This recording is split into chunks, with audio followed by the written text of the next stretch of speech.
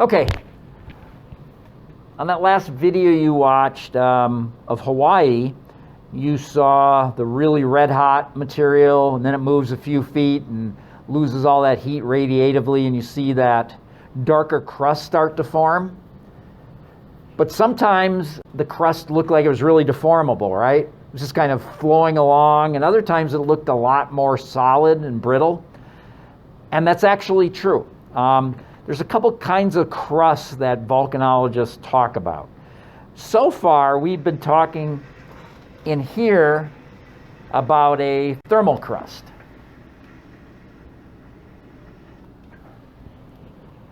Which is simply a difference in temperature from the surface of the lava flow to the interior.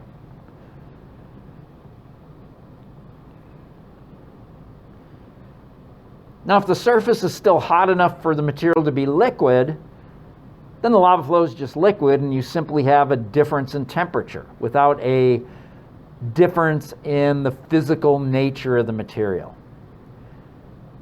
But if the surface cools enough, it can either form glass or crystals, and then it might start behaving brittly.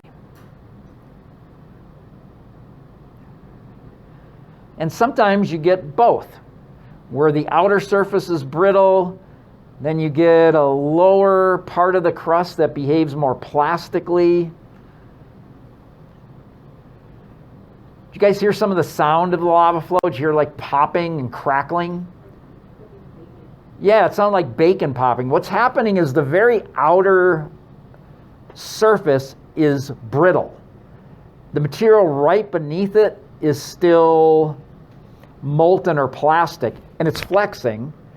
And the brittle stuff on top is almost like a skin, and it pops off and you hear it. And they actually call it limu o Pele, skin of Pele, when you're in Hawaii. And these little chunks, it looks like skin, fly off the lava flow, and they're all over the place. So yeah, they're super thin, little skin-like fragments of lava. Or sometimes, if there's a gas bubble, what will happen is it'll stretch it into hairs. And there's these hair-like filaments all over. It's called Pele's hair, which is one of the most awful things that you can ever encounter as a geologist, because it looks so cool, you want to pick it up, but these are glass hairs, and what they do is they go into your fingers and hands and whatever like slivers. But you can't pull them out because they're glass and they break off in your skin. They're just horrid stuff. But when you get a sort of explosive bubble bursts on some of these lava flows, it'll throw this Pele's hair and Pele's skin all over the place. So it's everywhere when you go in Hawaii. You see it all over the place. So you can have this thermal crust, which is just a temperature difference from the surface to the interior, that may or may not have a physical change associated with it. And then sometimes we get these mechanical crusts. If the surface cools enough to change the behavior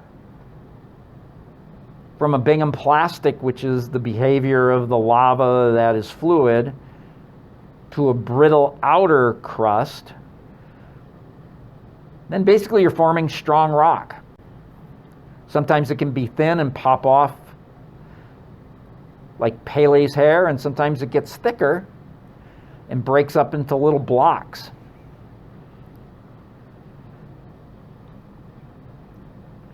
And these lavas become brittle as they crystallize, form solid minerals.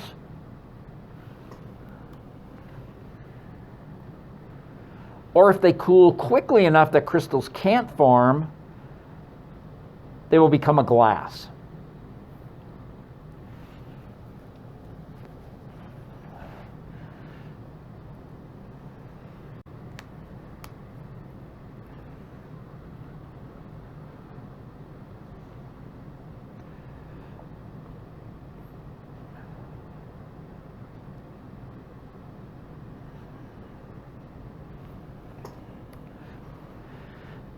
And glasses have been studied a lot by volcanologists.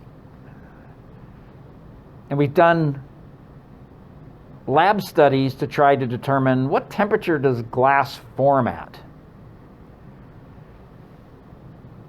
And actually glass forms at a temperature of about 700 degrees C.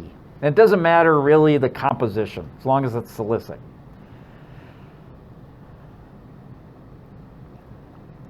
So you got to think about this from a mineralogy standpoint. Okay, if this is basaltic magma, the main minerals that will form out of it are olivine, pyroxenes, and amphiboles. If you look at basalt, they're dark, right? And then you've got some green olivines in there. Those minerals typically form at around 1100 degrees C. So if you allow your lava to cool off slowly, when it hits about 1100 degrees C, it starts forming these minerals. The thing is, if it cools so quickly that the molecules in your magma don't have time to line up in the proper orientation and bond together, they won't form minerals. So if you cool it super fast, you'll actually cool it way below 1100, 1000, 900, 800, and 700. It wants to form crystals, right? It's lost enough heat. But if those molecules aren't in the right arrangement, it can't form a crystal. And as it cools off, what happens to the viscosity of the liquid? It gets thicker, right? Which makes it even harder for those molecules to line up. So they want to line up and form crystals, but they just can't. It's cooling off so fast and the material's so viscous. Once it passes through 700 degrees, it becomes what we call a metastable liquid.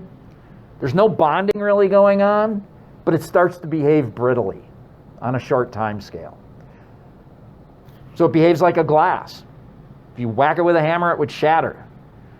But if you give it several hundred years, it might actually flow. Because glasses will flow over a long timetable. I don't know if I mentioned that in this class, but one thing that you can do is you can go to old churches out on the East Coast that are 400 or 500 years old, really tall windows. You look at the glass, it's real thick at the bottom, it's really thin at the top. Over hundreds of years, the glass has actually flowed. So glass behaves like a liquid on a long timetable, and it behaves like a solid on a short timetable. Whack it hard enough, it shatters. Give it long enough, it flows. It's really cool material. But it doesn't want to be glass. It wants to be a solid. It's just that those molecules can't line up and form crystals. All right, any questions on this? I think that's all I have for you today.